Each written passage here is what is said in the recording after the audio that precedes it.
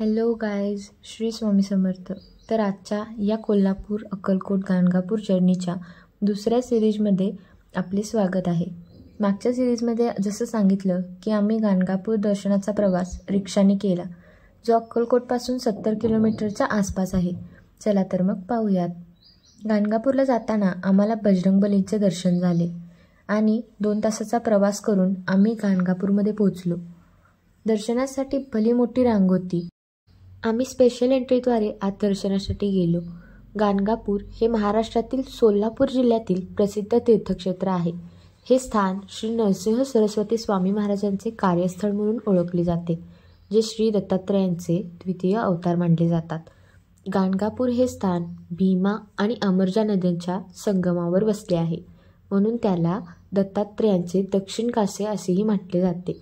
तेथे भाविकांसाठी प्रसाद दिला जातो. भाविकांना मंदिर सान्निध्यात बसण्यासाठी ही जागा आहे. झाडाच्या डाव्या बाजूस श्रींचे मंदिर व मागील बाजूस प्रसादालय आहे. असे म्हटले जाते की मंदिरात आरती दरम्यान काही लोकांना भूतबाधा किंवा शक्तिप्रभाव या प्रकारचे अनुभव येतात आणि दत्त मंदिरातील ही आरती ही शक्ती दूर करते. मंदिर परिसरामध्ये एक महाराज बसले होते. सर्व लोक त्यांना नमस्कार करत होते. हे पाहून आली त्यांचे पायच तापू लागला. मग मंदिर परिसरात आणि बाहेर थोडे फोटोज घेऊन आम्ही संगमाच्या दिशेने निघालो.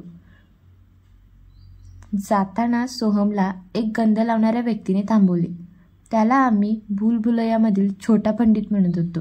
तेथून 2 किलोमीटरवर संगम क्षेत्र आहे, जिथे भीमा व अमरजा नद्यांचा संगम होतो. हे आहे ते संगम क्षेत्र. संगमावर दर्शन घेऊन आम्ही तिथे पूजा केली, तीर्थ घेतले. संगमावर एक छोटे पण पवित्र मंदिर आहे, ज्याला श्री गुरु मंदिर असे म्हणतात. श्री स्वामी महाराजांनी येथे बराच काळ तपश्चर्या केली होती. येथे अनेक भक्तगण गुरुचरित्र पारायणासाठी येतात. 7, 14 किंवा 21 दिवस येथे मुक्काम करून रोज गुरुचरित्र वाचन करतात. आई आणि मावशीने सुद्धा यात थोडासा सहभाग दाखवला आणि आलीने सुद्धा. मंदिराच्या शेजारीच श्री गुरूंचे आणखी एक मंदिर आहे, जिथे स्वामींची सुबक अशी मूर्ती व पादुका आहेत.